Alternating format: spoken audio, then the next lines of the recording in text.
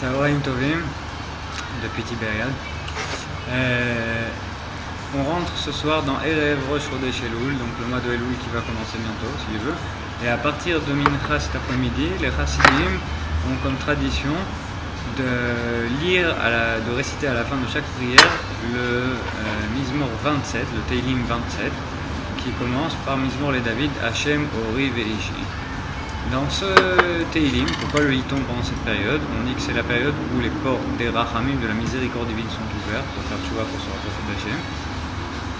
Et dans ce Mizmor, il apparaît 13 fois le nom de Hachem, Yud-Ke Vav-Ke, le Shem Havaya, qui est le nom de la miséricorde, justement, le nom de la miséricorde divine, le nom qui centralise entre la bonté et la rigueur, donc il y a la miséricorde, l'équilibre entre les deux, c'est le nom Havaya Yud-Ke Vav-Ke.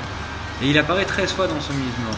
Ainsi que nous disons après le Tachanun, après les supplications tous les jours, Quel Rachum Vechanun Er Chapaim Verachesed Vemet Nosechesed La'akim Nosavon Aksha Vechata Venake, 13 attributs de miséricorde qui composent les 13 répartitions des ouvertures des portes de la tchouva. Et la dernière partie de ces 13 attributs s'appelle Venake. À savoir que quand on a fait la réparation, quand on fait tchouva et que Hachem éclaire sur nous la lumière de la tchouva, à la fin il y a toujours un processus de récupération, de ramassage de tout ce que nous avons fait tomber dans le passé.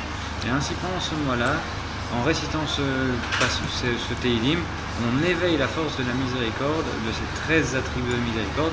Et quand on a cette observation, cette introspection et cette petite bonne sur le Teilim en lui-même, savoir que on sait que chaque nom d'Hachem qui se cache dedans cache une porte de miséricorde, une nouvelle ouverture vers la tchouva.